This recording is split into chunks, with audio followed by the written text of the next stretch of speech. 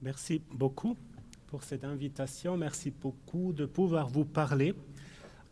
C'est évidemment un titre qui promet beaucoup de choses. Qu'en 20 minutes, je n'arriverai pas à donner suite, avec surtout des réponses précises de comment on mesure la qualité avec les humains qui y vivent. Ceci dit, la sociologie était toujours un discours en parallèle sur la ville. De temps en temps, se rencontrait entre les planificateurs, urbanistes, architectes et sociologues.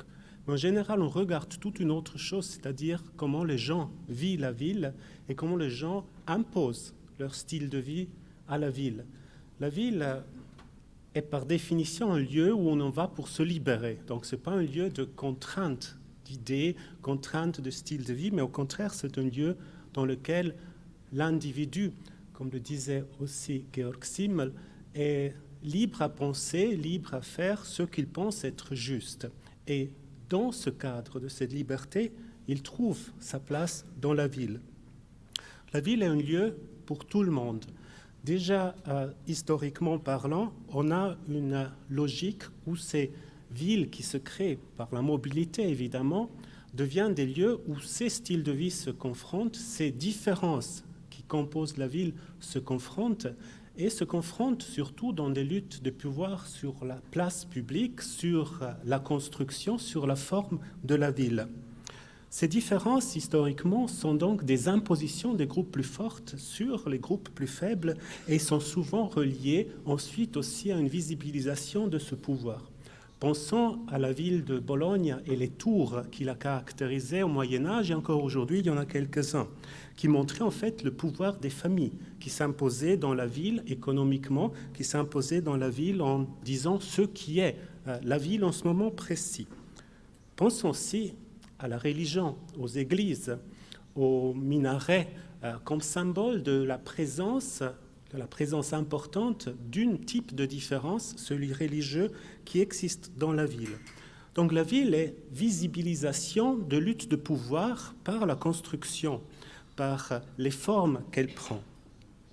Si cette lutte de pouvoir a amené pendant très longtemps à une prédisposition de la ville pour les pouvoirs politiques et religieux, c'est à partir de l'industrialisation, c'est à partir de la fin du XIXe siècle surtout, que la ville devient aussi un lieu où ces impositions se font beaucoup plus en cachette, je dirais presque invisibles d'abord et visibilisées avec le temps. Je pense notamment aux études de l'école de Chicago au début du XXe siècle qui identifient les quartiers avec une forte présence de migration comme des quartiers problématiques, des ghettos. Il se prend à ces ghettos, cette école les analyse comme un problème. Simmel les voit aussi d'ailleurs comme le lieu où le paysan continue à se reproduire. L'école de Chicago impose une vue sur cette ville où il dit qu'il faut combattre ces lieux qui sont problématiques en lien avec le pouvoir relativement faible, avec un lien avec le pouvoir relativement faible, mais néanmoins déterminant de ce que la ville est en train de devenir. Les hotspots, c'était un des lieux d'analyse privilégiés de cette école de Chicago, à savoir les lieux de la prostitution, les lieux de la criminalité, évidemment aussi les ghettos des migrants. L'école de Chicago est une école très importante en sociologie pour ce qui concerne l'analyse de l'urbain.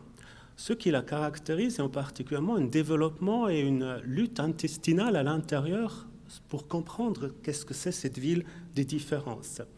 Et à partir de ces premiers cris d'alarme de l'école de Chicago avec Park, qui disait rien d'autre qu'il faut combattre ces lieux, et qui introduisait cette idée aujourd'hui fortement discutée de la nécessité d'une mixité sociale dans la ville partout, combattait donc cette idée de lieux ségrégés, eh bien, William Foodwhite s'interroge si c'est la bonne manière de l'analyser. William Foodwhite, dans les années 40, écrit un livre, Street Corner Society, qui du coup voit les forces de ces lieux ségrégés, de ces quartiers.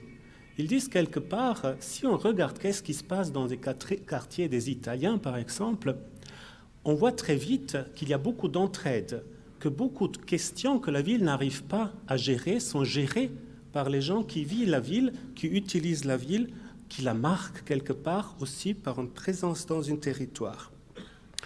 Foote-White, qui sera connu notamment par ses méthodes d'anthropologie participative, cette entrée dans la ville et dans les mœurs de la ville, sera donc quelqu'un qui dira « Attendez, si on détruit des zones qui ont une caractéristique spécifique, on détruit beaucoup de compétences d'autorégulation de la ville.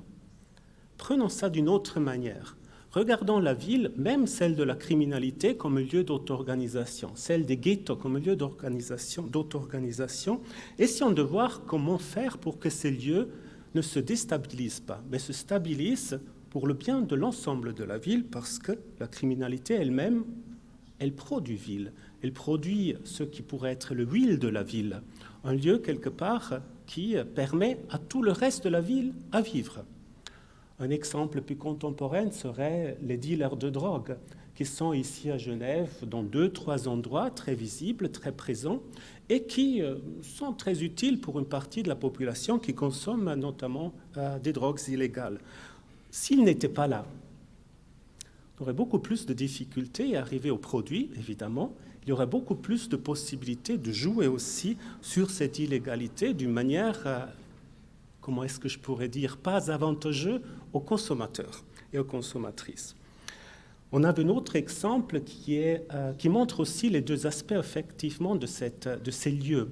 Vous vous rappelez, vous qui connaissez la Suisse, de la situation au Platz Spitz à Zurich, scène de la drogue.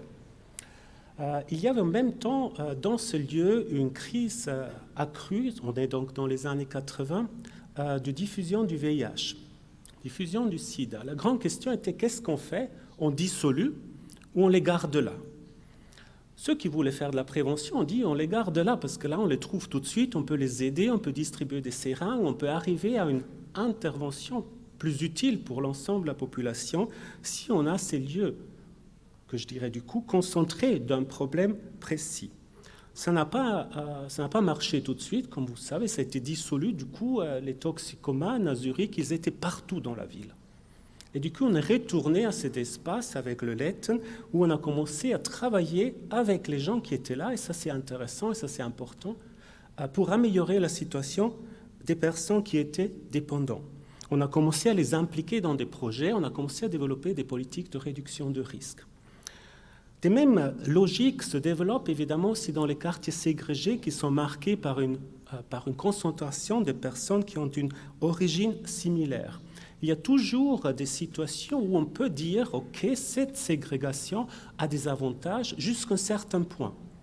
Il faut que ces lieux soient ouverts, qu'on puisse sortir, qu'on puisse y intervenir, qu'on puisse les utiliser pour le bien de la ville, plus que le détruire. » Et ainsi, un ghetto urbain peut être un point de départ pour améliorer la vie des personnes qui y habitent. Medellín est un bon exemple comment avec les transports publics sont arrachés les habitations des gens pauvres. On est arrivé à créer des dynamiques urbaines qui sont aujourd'hui vues comme exemplaires. Les ghettos se restructurent, se révalorisent et il y a une lutte contre la pauvreté sans éliminer l'islam. Les années 50 et 60, je dirais jusqu'au milieu des années 70, analysaient les différences d'une autre manière qui composaient les villes. Notamment la planification fonctionnaliste divisait la ville dans ces fameuses 3 villes, la ville où on dort, la ville où on travaille et la ville où on consomme, la ville des loisirs.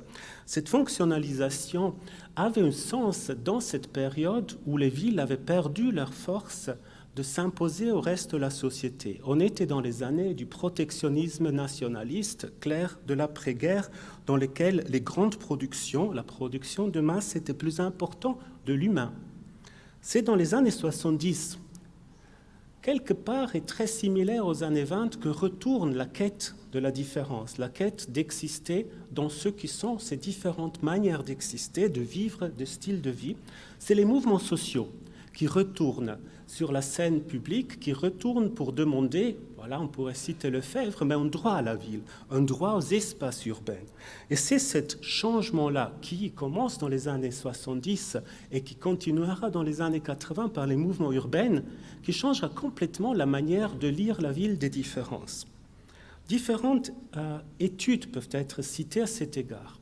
Commençons par ceux qui sont le plus près de ces mouvements sociaux. Je pense par exemple aux études d'Alberto Melucci sur les Challenging Codes.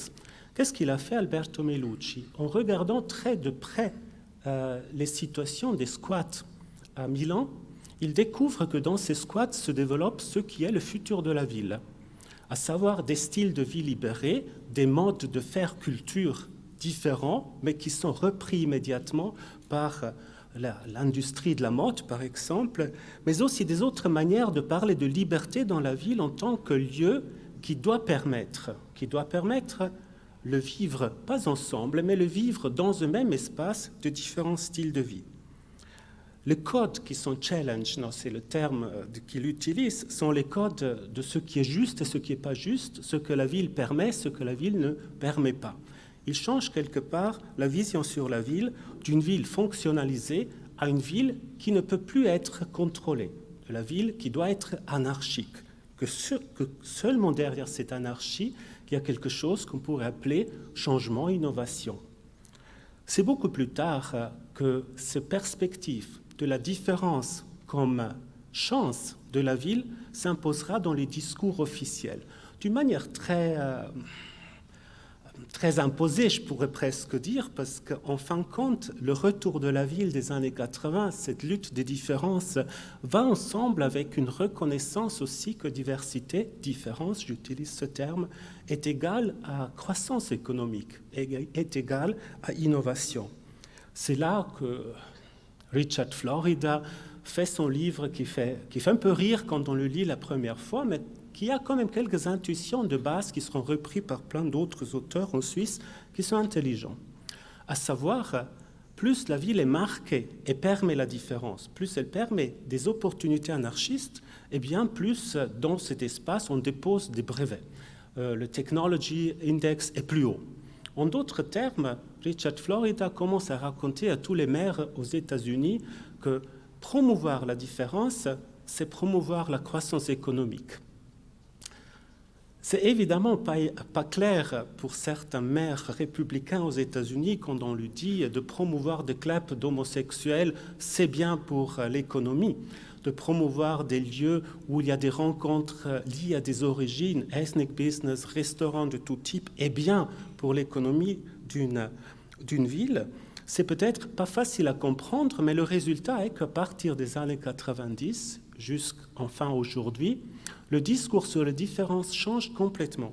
Il change dans la direction de se dire, plus on en a, mieux c'est. Plus on les rend visibles, mieux c'est.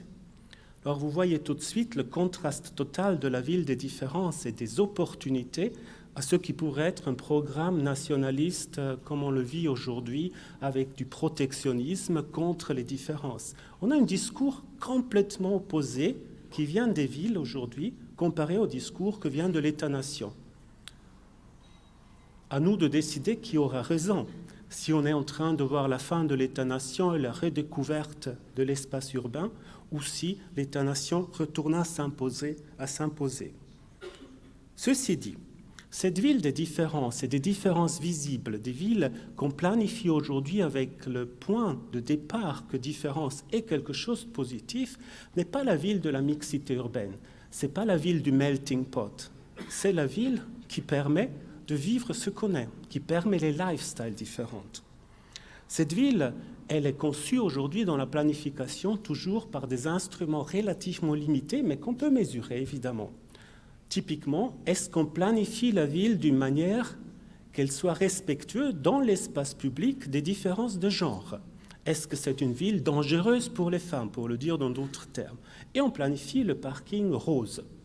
Est-ce que cette ville donne accès à des personnes qui ont des difficultés à bouger, l'handicap dans la ville? Est-ce qu'il y a des barrières d'accès? C'est une question qu'aujourd'hui se pose la planification, évidemment, quand elle est en train de penser la ville qu'elle veut avoir. Aussi, l'âge et l'âge avancé devient un questionnement qui touche aujourd'hui la planification. Est-ce que ces maisons sont adaptées, ces rues sont adaptées à des personnes âgées qui n'entendent pas bien, par exemple, ou qui marchent plus lentement? Est-ce qu'il y a de l'espace pour tous ces différents styles de la différence qui marquent la ville. Et enfin, compte aussi la mobilité. Et là, c'est peut-être le plus grand défi dans la planification de demain. Est-ce que cette mobilité internationale, cette différenciation des origines, se fait qu'on reste dans une ville quelques années, qu'on arrête quelque part de penser la ville comme un lieu de sédentarisation, mais un lieu de continuel changement de sa composition à cause des mobilités nationales, internationales? Est-ce que la planification arrive à intégrer ceci? Quand on demande dans un quartier à une personne qui habite dans le quartier, est-ce que ça te plaît ton quartier? Il sait peut-être rien sur son quartier parce qu'il travaille dans un autre endroit. Si on demande à une famille qu'est-ce qu'elle est en train de vivre avec leurs enfants dans un quartier, peut-être la réponse est c'est compliqué parce qu'une partie de ma famille vit là, une autre partie vit ici et on est en train d'arranger nos mobilités tout le temps. Les familles recomposées comme normalité de notre vie urbaine. Tous des éléments qui indiquent en fait qu'on arrive aujourd'hui à imaginer une planification qui spécifie certaines caractéristiques des différences, mais qu'on est encore très loin de s'imaginer une planification sensible aux différences. C'est peut-être après les phases différentes de planification urbaine que nous avons vécues ces dernières 200 ans, pour citer la conscientisation, la période de conscientisation de la planification. Je vais finir même plus tôt. Je suis déjà dans ma phrase finale. Que vous m'avez... Sérieux. C'est peut-être dans ce défi de demain de penser cette ville planifiée pour les différences qu'on doit inventer une nouvelle manière de la penser.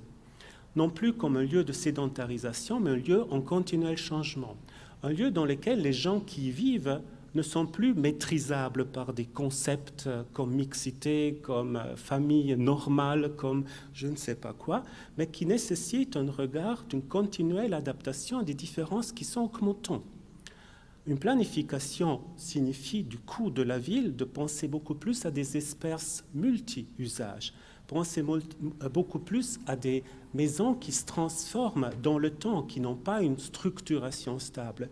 Peut-être penser aussi à une ville qui communique avec l'environnement, son environnement construit, les agglomérations, les lieux plus loin, qui font partie, si on veut ou si on ne veut pas, de la ville, parce qu'ils sont là durant le jour, et de penser dans une autre manière, pour le dire, à un passage d'une planification qui serait statique à une planification qui deviendrait continuellement mise en cause et continuellement changeable. Merci de votre attention. Merci.